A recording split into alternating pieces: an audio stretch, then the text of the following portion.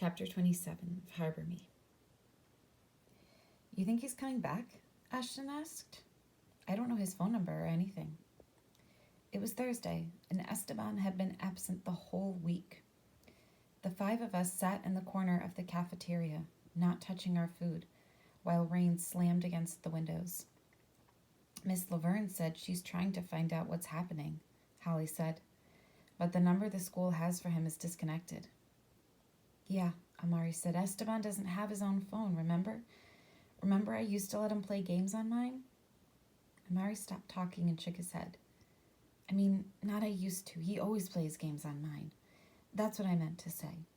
And when he gets back to school, I'm gonna keep letting him do it." "But," I started to say.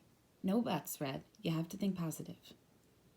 "I don't think he would move away without saying goodbye to us," Ashton said. "We're his friends." "But they take people," Tiago said, "in the night. In the morning, they just take them, like they took his dad. So what if they came in the night and took E and his family?" "But they can't," Ashton said. "Esteban and his sister, both of them were born here."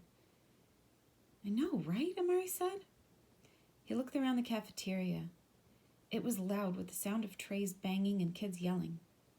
Someone blew a whistle, and for a moment, everything went silent.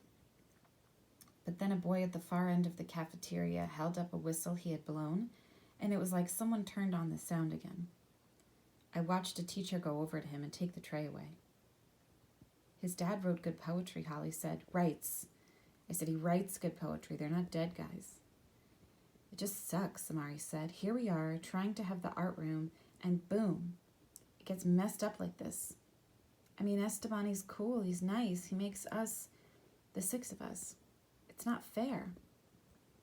"No, it's not," Holly said. "This is supposed to be America, the land of the free and the home of the brave." Amari was drinking milk, and he laughed so hard it came spraying out of his mouth and nose all over the table and Holly. "So gross," Holly said. "Oh my God, you are so gross." She wiped her shirt and hands with a tissue. Milk sprinkled her sandwich, so she pushed her whole tray away.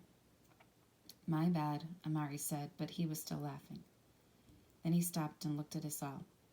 "I got one word for you," Amari says. "Lenape." "What about them?" "You think they were somewhere saying, 'Well, this is supposed to be the land of the free and the home of the brave'? Nah, man, they were here in Lenapehoking, a.k.a. New York City, getting robbed. They were getting gangstered by the so-called settlers. You missed that whole history lesson?" Holly glared at him. "No, I didn't miss that whole history lesson," she said, mocking him. "Then how are you going to be trying to erase them? You're doing the same thing the people who took E's dad are doing, up here trying to erase people." "No, I'm not," Holly yelled. We got quiet. Amari looked around the cafeteria. People were staring at us. One of the 8th graders who had necked Ashton gave us the finger, and Tiago, Amari, and Ashton jumped out of their seats and lurched toward him. But the boy put up his hands in an all's cool way, and they sat back down. Ashton's neck was back to its pale, skinny self. There was something both heartbreaking and awesome about that big boy being scared of some 5th and 6th grade special kids. "Come on, guys," Tiago said. "E will be back. We don't need to be fighting about it. He wouldn't want that." "Nah," we all agreed. He wouldn't.